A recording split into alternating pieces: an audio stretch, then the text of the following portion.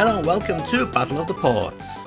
Today's game is one that every gamer will be familiar with, but may not know much about the origins. In July 1983, Hudson Soft released Bakudan Otoku, better known in the West and also later in Japan as Bomberman.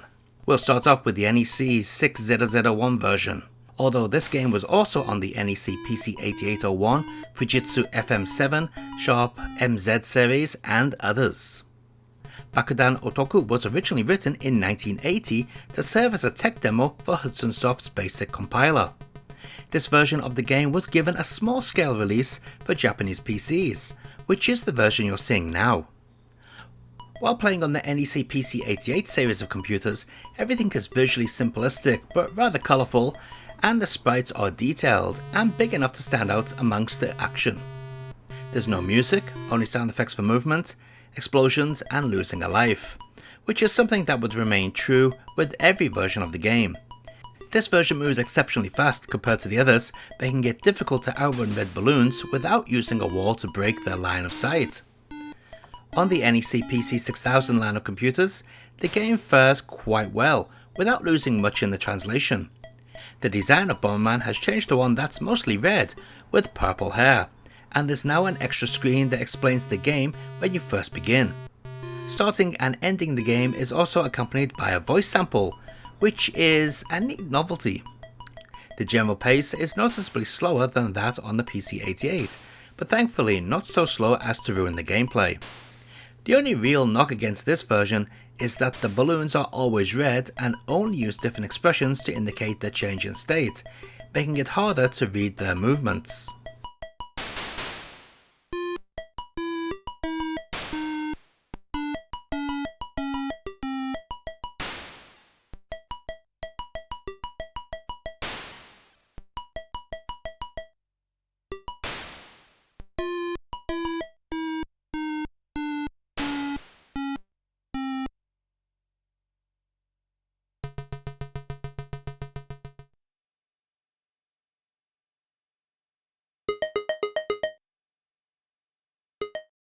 The Sharp X1 version is mostly similar to the PC-88 version with a few additional flourishes.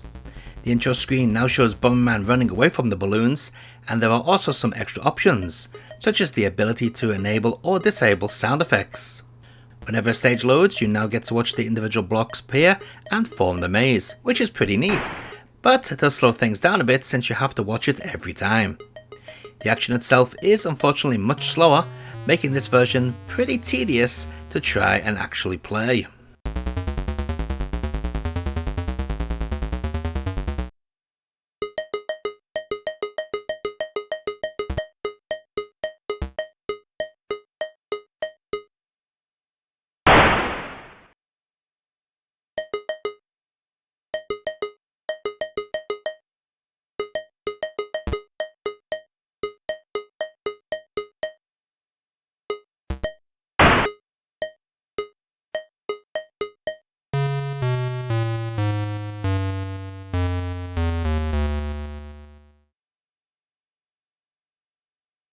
The ZX Spectrum released as Eric and the Floaters to avoid any association with a series of terrorist bombings carried out by the Irish Republic Army during the time.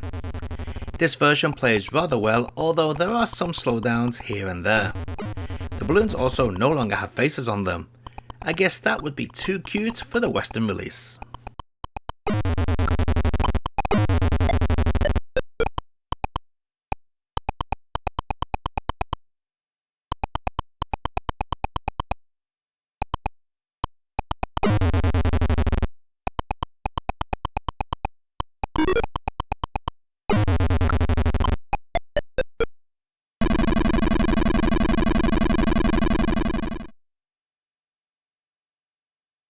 Quite possibly the best playing version so far arrived to the MSX.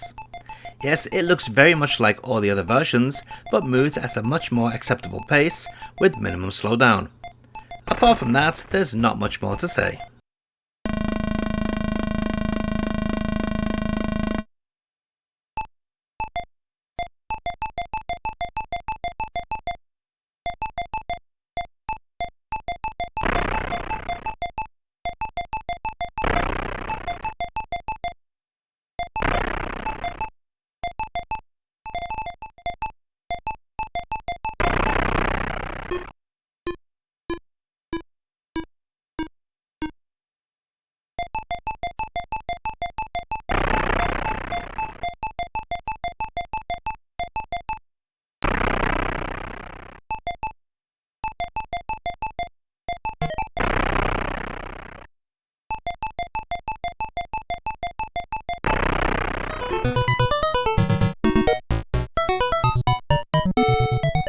The version that most may be familiar with is the Famicom release from 1985, but didn't actually get a Western release until 1989. You play as Bomberman, a robot that must find his way through a maze while avoiding or destroying enemies. He can set bombs to attack enemies and destroy rocks that block his path.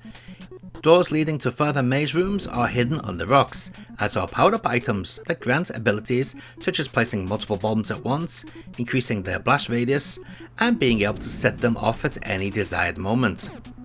Bomberman will turn human when he escapes and reaches the surface. Each game has 50 levels in total. The Famicom version has some different rules.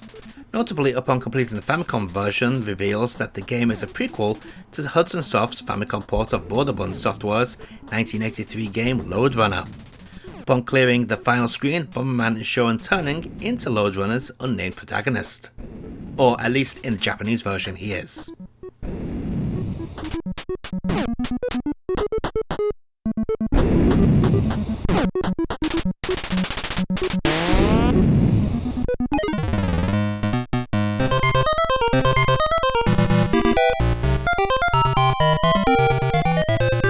Known as Bomberman Special, the second MSX version is based upon the Famicom port, and as a result is far better than the original version found on the MSX.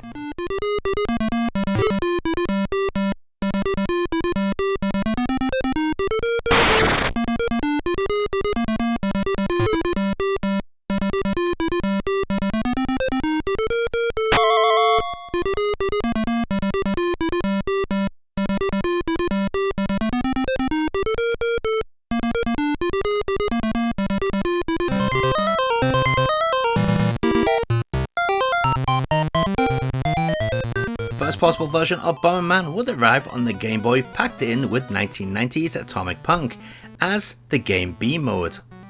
It's a full port containing all 50 levels and the rest of the content from the original game.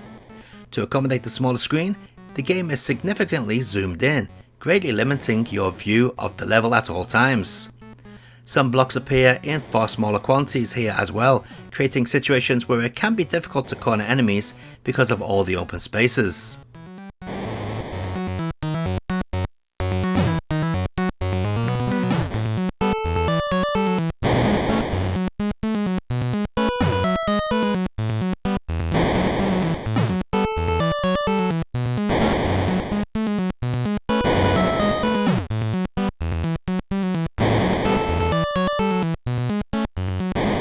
And let's take a look at all those versions of Bomberman running side by side.